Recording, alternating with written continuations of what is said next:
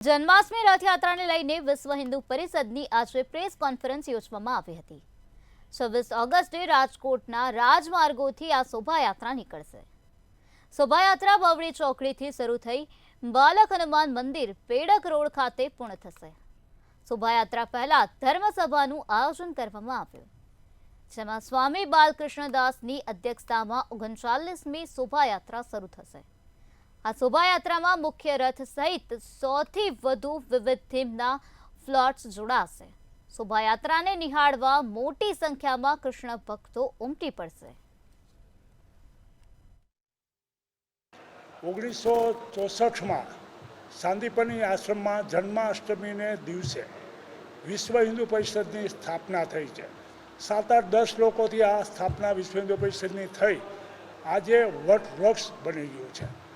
મિત્રો, વિશ્વ હિન્દુ પરિષદ જે કંઈ કામ કરે છે, અમારી પાસે એટલી ગૌશાળા છે, અમારી પાસે સ્કૂલો છે, અમારી પાસે એટલી ભવ્યમાં ભવ્ય જે ગૌશાળા છે એની પણ અમે બધું હિન્દુને બચાવવાનું પણ કામ વિશ્વ હિન્દુ પરિષદ કરે છે। આ વખતે 150થી પણ પ્લોટ આવવાના છે આપણા રથયાત્રામાં, અને આ વખતે છોડમાં રણછોડ એક પ્રકૃતિને લગતો આપણો પ્લોટ હશે।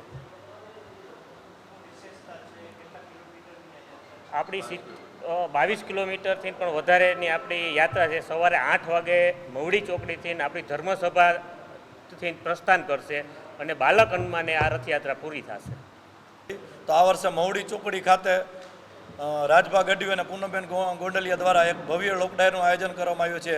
તો રાજકોટની જાહેર જનતાને તારીખ 25ના સાંજે 9 વાગે મવડી ચોકડી ખાતે આ જાહેર લોકડાયરામાં ઉમટી પડવા બધાને વિનંતી।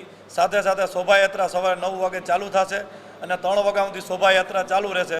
તો આપના સમયના અનુસંધાને કોઈ પણ રૂટ આમાં જાહેર કરેલ છે, જે પણ રૂટે જ્યાં પણ તમને એવું લાગે ત્યાં એ સમયે આપ પહોંચી જશો।